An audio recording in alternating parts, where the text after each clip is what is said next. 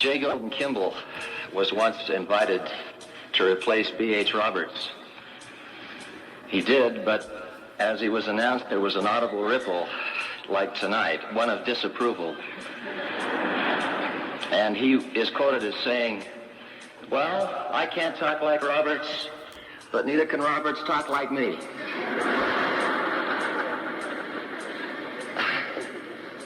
You have no idea how appropriate the words of the three songs were tonight as I sat there. The first one said, "No mortal care shall seize my breast." The second one said, "Cast your burden." And the third one said, "The hour of redemption is nigh."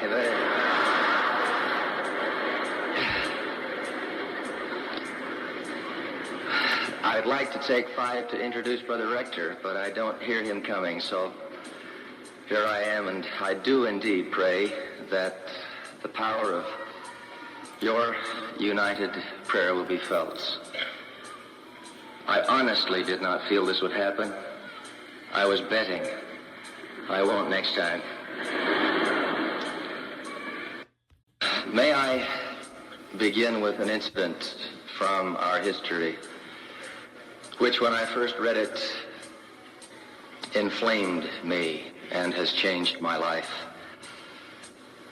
It goes back to the earliest 30s in the Kirtland period, when there was a student at Oberlin College whose name was Lorenzo Snow. He was disillusioned with what he saw of religion in general and Christianity in particular. He wrote a letter to his sister, who had become a Latter-day Saint, Eliza R. Snow, and confessed his difficulties. She wrote back and invited him to Kirtland. He came. Within a few moments, as I read the story, he was inside the temple, the building which at that time served, as many of you know, more than one purpose. It served all of the fundamental functions of the church. Not only that, but as he entered, there was a meeting in progress, a small one. Patriarchal blessings were being given by the prophet's father, Joseph Smith, Sr. He listened, first incredulous, then open, and toward the end, inspired. He kept saying to himself, can this be simply a man, or is there something divine involved? He came more and more to feel the Spirit was in it. At the end of that, the prophet's father took his hand. There had been no introduction as I read it, but still filled with the light of his calling, he said 2 things to him. You will become one of us. Lorenzo Snow understood that but didn't believe it. But now, the blockbuster. And you will become great, even as great as God is. And you could not wish to become greater. That young Lorenzo Snow did not understand. Well, shortly, the first prediction was fulfilled. And the story of his conversion, of his baptism, of the overwhelming later experience after a confirmation which he felt left him somewhat stillborn, when he was so immersed by the influences of God that for several nights he could hardly sleep, burning, he says, with a tangible awareness of God in a way that changed him. That story there isn't time for, but I now move you to a later period in his life. He has served, he has become one of our great and dedicated missionaries. He's sitting discussing the scriptures with a brother in Nauvoo. And at that moment, something happened to him, which in later life he sometimes called an impression. Sometimes he spoke of it as a vision. Sometimes simply as an overwhelming revelation. But he came to a glimpse the meaning of what had been said to him. And he formed it in a couplet, which we hesitate, all of us, and I think wisely, to simply cite in discussion or conversation, but which is a sacred, glorious insight. It's a couplet. He put it in faultless rhythm. As man now is, God once was. As God now is, man may become. He says he saw a conduit, as it were, up which man and woman may ascend, down through which, in fact, by their very nature and by our being begotten of them, our eternal parents may descend. It struck him with power that if the analogy that a prince born to a king will one day inherit his throne, so a son of an eternal father will one day inherit the fullness of his father's kingdom. Suddenly again, the verses, again repeated, but without depth, of the New Testament, that we are commanded to become perfect.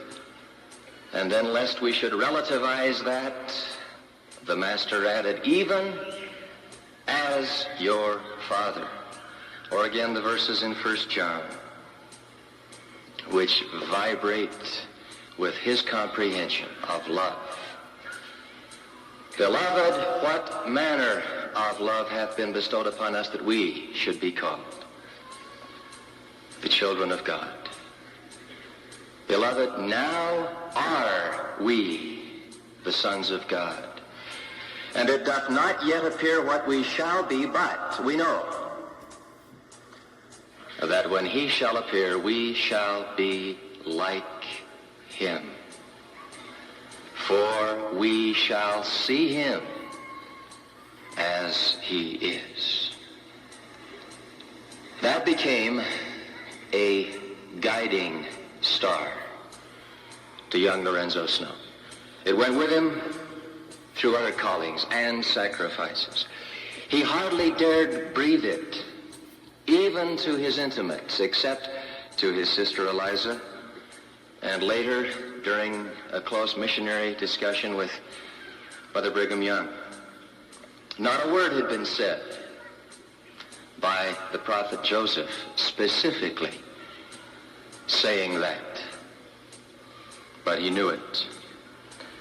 And you can imagine how he felt when sitting in the Nauvoo Grove, April 1844,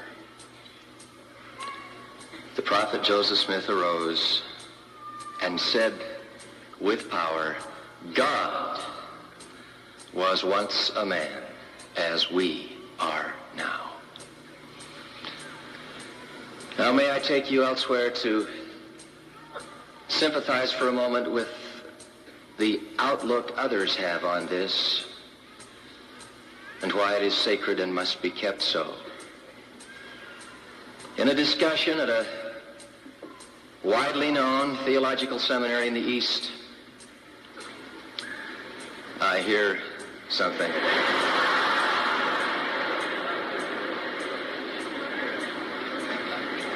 Do I finish my sentence?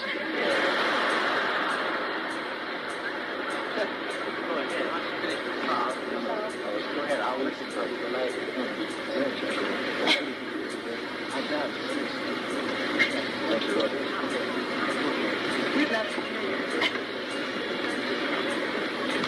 Can you read the decision in his face? He says, go ahead. And I said, is that an order? And he said, yes. so I will.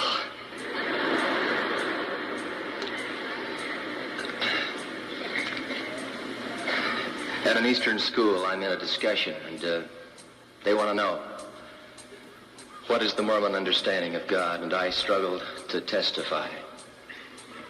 Then 3 of the most learned of their teachers, not with acrimony, but with candor, said, let us explain why we cannot accept this. First of all, you people talk of God in terms that are human, all too human. That's a phrase, incidentally, from Nietzsche. But the second problem is worse. You dare to say that man can become like God. And then they held up a hand and said, blasphemy. Well, that hurts a little. And I was led only to ask 2 series of questions. Mind you, I'm telling you the story. I'm not sure they would tell it the same way. I've had a chance to improve it in the interim. But a series of questions about the nature of Christ. Was he a person? Yes. Did he live in a certain place and time? Yes. Was he embodied? Yes. Was he somewhere between 5 and 7 feet in height? Well, we hadn't thought of it, but yes, suppose he was. Was he resurrected with his physical body? He was. Does he now have that body? Yes. Will he always? Yes. Is there any reason we should not adore and honor and worship him for what he has now become?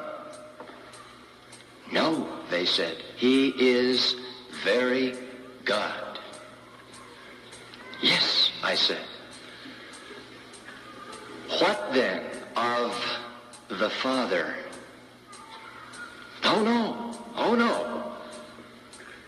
And then they issued a kind of Platonic manifesto, the statement out of the traditional creeds, which are, all due honor to them, more Greek than they are Hebrew.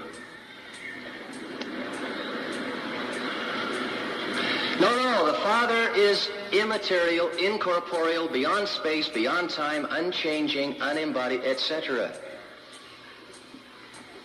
Now, earlier they had berated me because Mormons, as you know, are credited or blamed for teaching not Trinitarianism, but tritheism, the idea of 3 distinct personages. And I couldn't resist at that point saying, who has 2 gods? You are the ones who are saying that there are 2 utterly unlike persons. And the religious dilemma is, how can I honor the Father and seek to become like him? For even the pronoun him is not appropriate. Without becoming unlike the Christ, whom you say we can properly adore and worship and honor. Well, the attack at that point was that I didn't understand the Trinity, and I acknowledged that was true. But now the second set of questions. Why, I dare to ask. And it's a question any child can ask. Did God make us at all? And there's an answer to that. It's been put in a catechism. It's basically that God did so for his own pleasure. He did so by his inscrutable will. Sometimes it is suggested that he did so that he might have creatures to honor and worship him, which, if we are stark in response is not the most unselfish motive one could conceive. Sometimes it is said that he did so for our happiness. But because of the creeds, it is impossible to say that God needed to do so. For God, on their view, is beyond need. And then the daring question I put was, you hold, don't you, that God has and had all power, all knowledge, all anticipatory wisdom, that he knew, therefore, exactly what he was about, and could have done otherwise? Yes, they allowed. He could. Why, then, since God could have created co-creators, why did he choose to make us creatures? Why did God choose to make us his everlasting inferiors? At that point, one of them said, God's very nature forbids that he should have peers. To which I replied, that's interesting. For us, God's very nature requires that he should have peers. Which God is more worthy of our love? Now, brothers and sisters, prophets have lived and died to reestablish in the world in our generation that glorious truth, that what the Eternal Father wants for you and with you is the fullness of your possibilities, and those possibilities are infinite. And that he did not simply make you from nothing into a worm, that he adopted and begat you into his likeness in order to share his nature. And he sent his firstborn son to exemplify just how glorious that nature can be, even in mortality. And that is our witness. Now, again and again in recent months, I've been invited to circumstances, sometimes trying and sometimes inspiring. People want me to answer the question, are Mormons Christians? I've occasionally reversed it. Are Christians Mormons? I have evidence, more and more of it, that there are major spokesmen in all the major wings of Christendom and in Judaism who are saying unwittingly today what only the prophet Joseph Smith was saying 150 years ago. But one of the discomforts of belonging to the Church of Jesus Christ of Latter-day Saints is that occasionally one wonders if he is a member.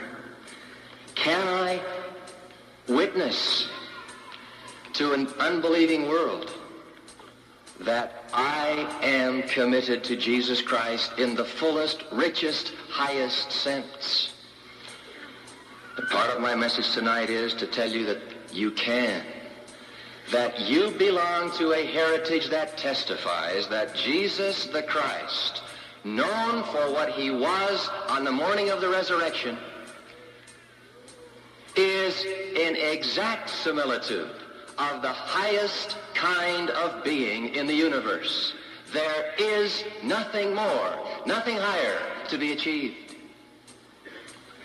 It is a blasphemy on the part of many beyond the pales of this church to hold that we are to respect him as simply a kind of man, or even a special and endowed and divinely inspired man, but to hold that the nature of God, the highest God, if you will, is something else. It is not higher. It is always and everywhere lower. To worship being in a static form, to worship an unconditioned, without intelligence and will and embodiment, to worship principle, to worship any aspect of the universe, or all of it together, in preference to the glorified personality who was Jesus Christ, is blasphemy. They seek not the Lord, said the Lord in his preface to modern revelation, to establish his righteousness. But every man walketh in his own way after the image of his own God, whose image is in the likeness of the world, and whose substance is that of an idol. Is there in the world such an idea of God? In the likeness of the world, the substance of which is an idol? Yes. And we must go on witnessing to a living God, even paradoxically, if it costs us our lives. Now let me return to 2 or 3 implications of this insight for our own nature. I dared to say once to one of our great leaders, "Do you believe God has a sense of humor?" And without a hesitation, he snapped his finger and said, "Of course he made you, didn't he?"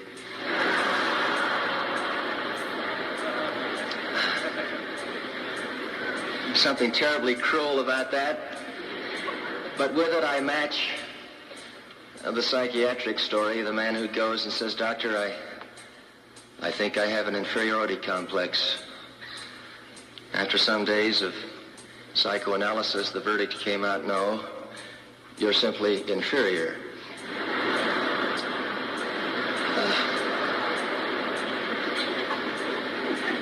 I know, and having made you laugh, I wish I could make this go all the way to your marrow. I know that there are on this campus hundreds, thousands who carry that kind of anchor on their shoulders. I don't amount to much. I'm not really one of those good ones. Or as a student said to me not too long ago, I think I'm just basically telestial material.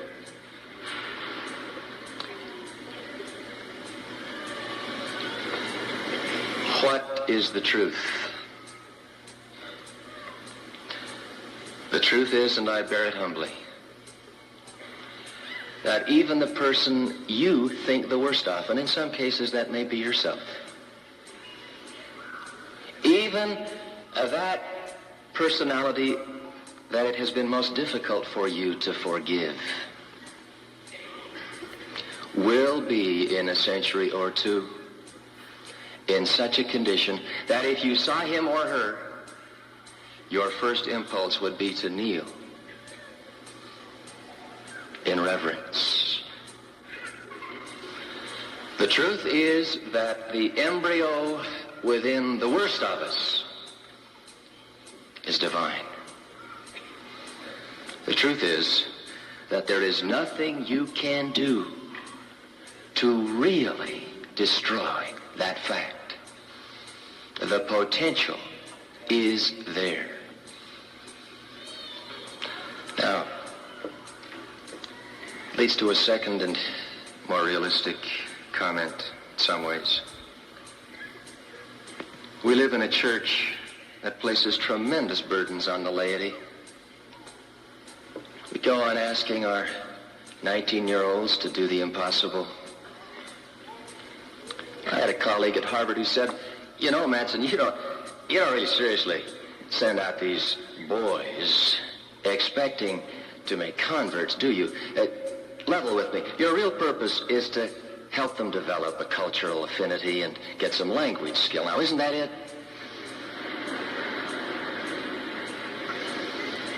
You can't expect a mere boy to go out in the raw world and make converts. I said, "No, I can't, but the Lord does." And they're succeeding at the rate of 100,000 a year. Yes. I've noticed that teachers are told, talking about priesthood-ordained teachers, to see that there is no iniquity in the church.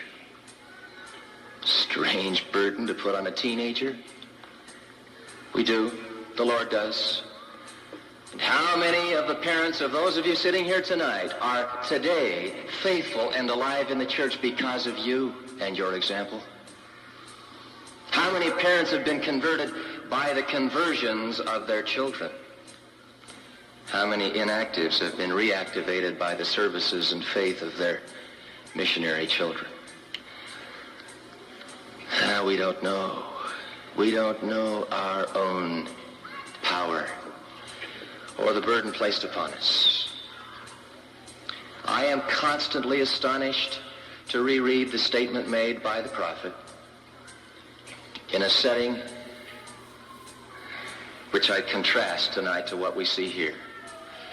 Maybe there were 100 members of the church then. I doubt it. There were only 8 or 10 in the particular meeting, and it was a log cabin.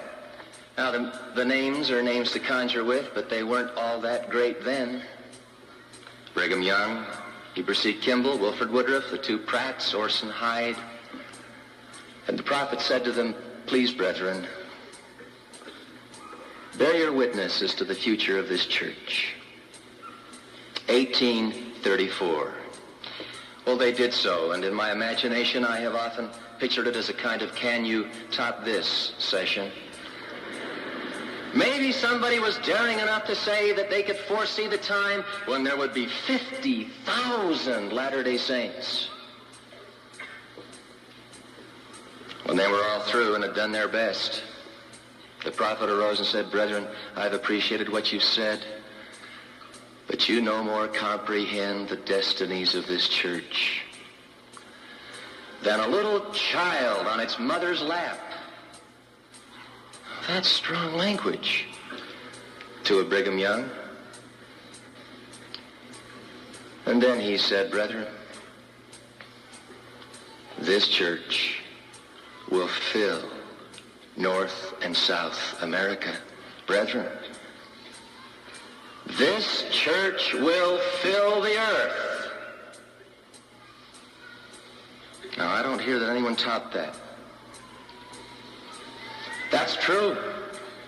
It is happening under our noses. And when you're in your prime, let's just suppose that's 1990. Do you know how many missionaries there will be if we just call the present proportion we're calling? 2 to 3% of our membership. We'll have 75,000 missionaries. We'll just be getting started then. Look, the burden has been placed upon us.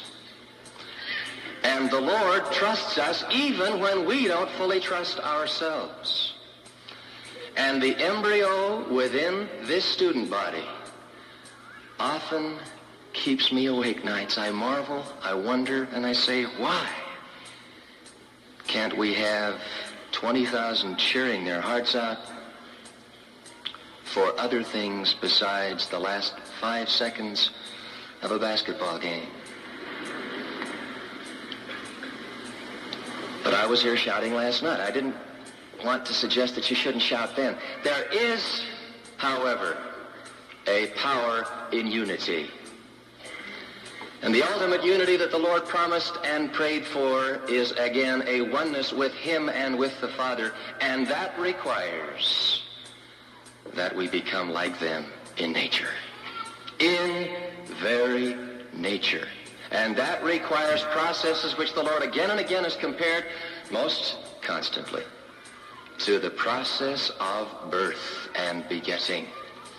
We are His children. He is our Father. Locked in us, hidden from our present view, are glorious insights and memories, which to know would, for many of us, lead to the neglect of the purposes of this world. We couldn't stand to stay here, I suspect, if we knew all. I've read recently an account, I hope trustworthy, of a brother who says that the prophet Joseph implied just that. that were it not for the strong biological urge in us to survive, to hold on to the slipping rope even when we're in pain and suffering. And in addition to that, were it not for the drawing, the dropping, as it were, of the curtain, which prevents our gathering from the vineyards of an infinite memory, were it not, in short, for our mortal amnesia, we couldn't stand it. The shock of leaving that condition and entering this one would be unbearable.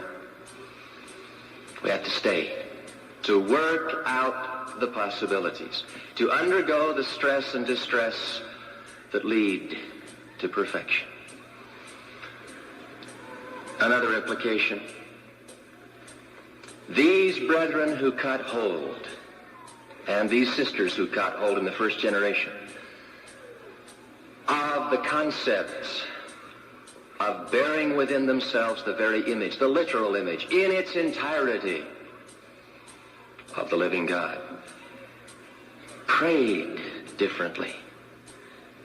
They did not pray to a God afar off. They did not make amends in some verbal way to a principle. They talked with Father. Not even saying the Father. Father. All intimacy, all warmth, all trust. And how I have marveled to read the accounts. I'm afraid they're in contrast to some of the prayers that I myself utter, and perhaps you today. I had a great-grandfather, for example, who used to say, stay there, stay on your knees, and talk with him. That's different than talking to him. Talk with him until you prevail with the Spirit. He used the image, break the ice, tear it off, and stay on your knees until you're warm.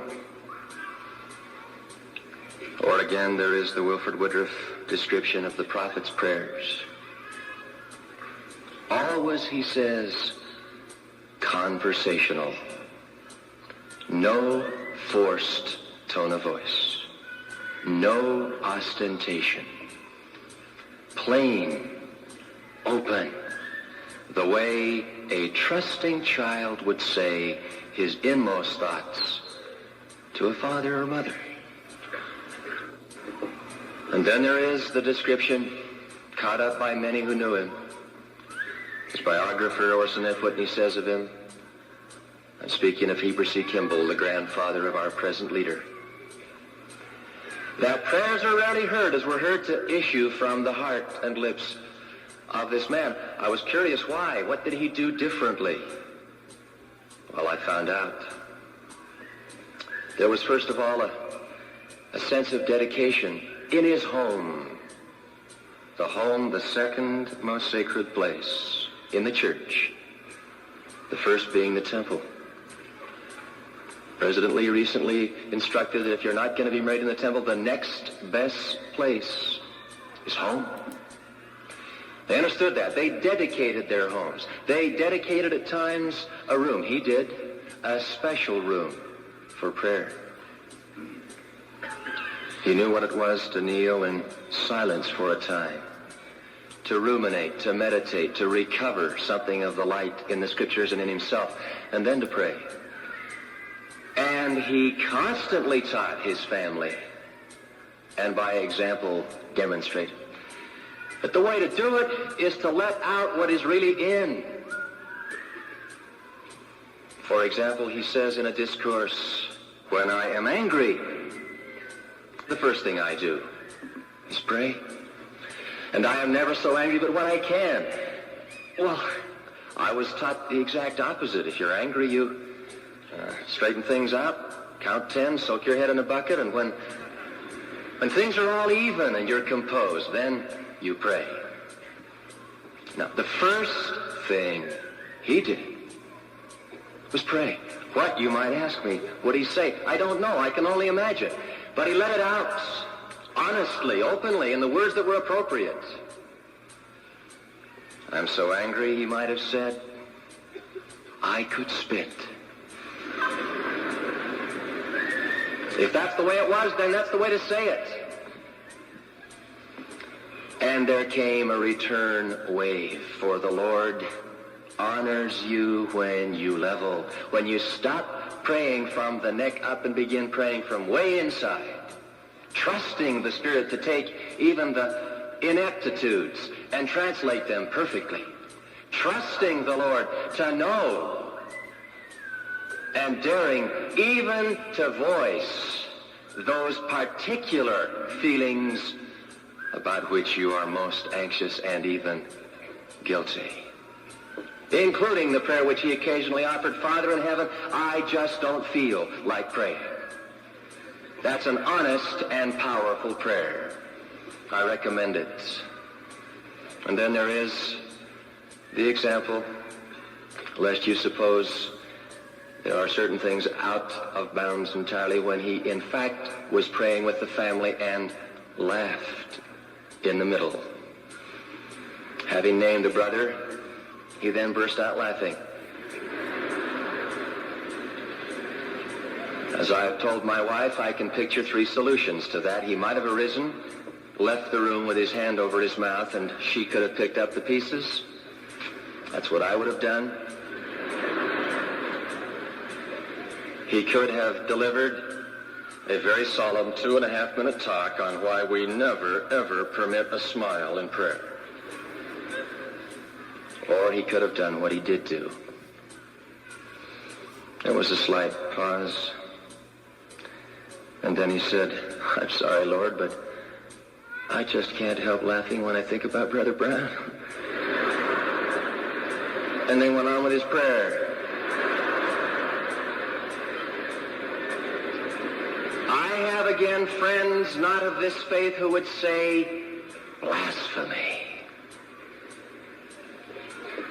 I testify to you, beautiful. Do you think it is a secret to the Lord that you have a funny bone?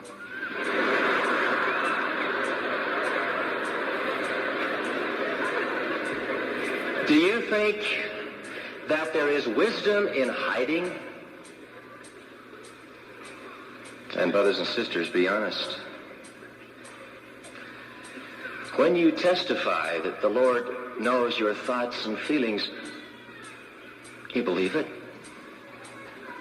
If you were speaking to a loved earthly father and you were in serious trouble, really serious, maybe tragic trouble, but in the middle of the recital, if you burst into laughter, maybe a little half hysterical, would he not understand? Yes, we're warned against light-mindedness. What is that? The betrayal, I suggest to you, of sacred things. Making light of, ridiculing. That always and everywhere will deny you the privileges of the Spirit of the Lord. You will be left to yourself if you indulge that kind of light-mindedness. But the Lord nowhere condemns light-heartedness. He commands it. Says that we're to have a glad heart and a cheerful countenance, even on Fast Sunday when our head aches and we're hungry.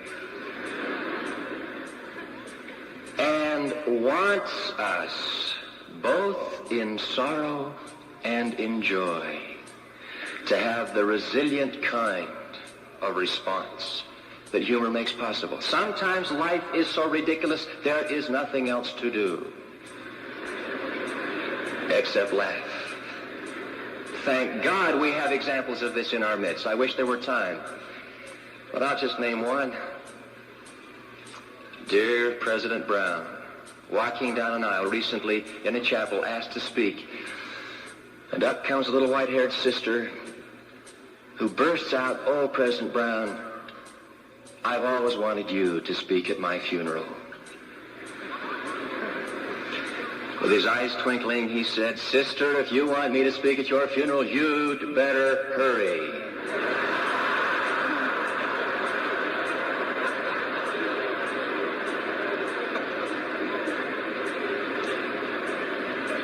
The The children of God are light-hearted. Don't take yourself so seriously, a friend said to me, that when you walk down the street, people look and say, 3 cheers for sin.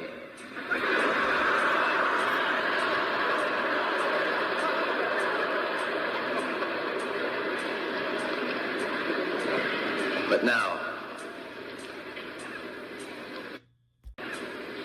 I bring all this, which has been rather circular, to what I pray may be a worthy and fitting end.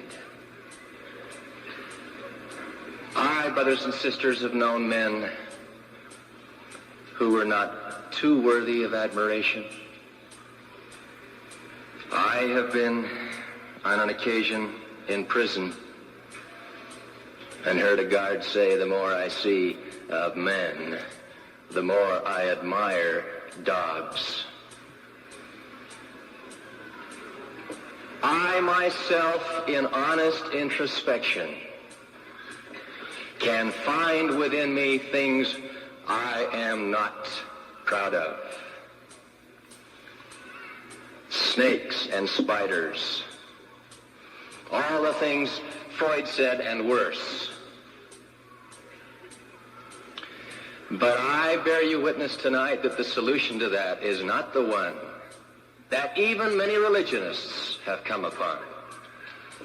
The solution of saying, all right, let's admit it, man is absolutely no good. Man is depraved. Man is indeed a worm. And if there is to be anything salvaged, it will be done purely at the initiative and solely by the causation of God. And our destiny will be to unworthily one day be counted with those who likewise unworthily were put in a place. My testimony to you is that you have come literally trailing clouds of glory. That if you only knew who you are and what you did and how you earned the privileges of mortality, and not just mortality, but of this time, this place, this dispensation, and the associates that have been meant to cross and intertwine with your lives. If you knew now the vision you had then of what this trial, this probation, and in my bitter moments, I call it this spook alley of mortality, could produce, would produce, if you knew the latent, infinite power that is locked up and hidden for your own good now, you would never again yield to any of the put-downs that are a dime a dozen in our culture today. Everywhere pessimism, everywhere suspicion, everywhere the denial of the worth and dignity of man. I have the faith that if only 20,000 caught hold of God's living candle on that truth and went out into the world, I don't care if the vocations are sensational, spectacular, or brilliant or not, just out in the world, being true to the vision, we would not need to defend the cause of Jesus Christ. People would come and ask, where have you found such peace? Where have you found the radiance that I sense in your eye and in your face? How come you don't get carried away? And we could answer, the work of salvation is the glorious work of Jesus Christ, but it is also the glorious work of the uncovering and recovery of your own latent divinity. I know that is offensive to persons whom I would not wish to offend. I know that it goes against the grain of much that is built into our secular culture. I know that there are those who say there is no proof But I bear witness Jesus Christ, if there were no else, is the living proof. And that as you walk in the pattern he has ordained, you will be living proof. I bear that witness in the name of Jesus Christ. Amen.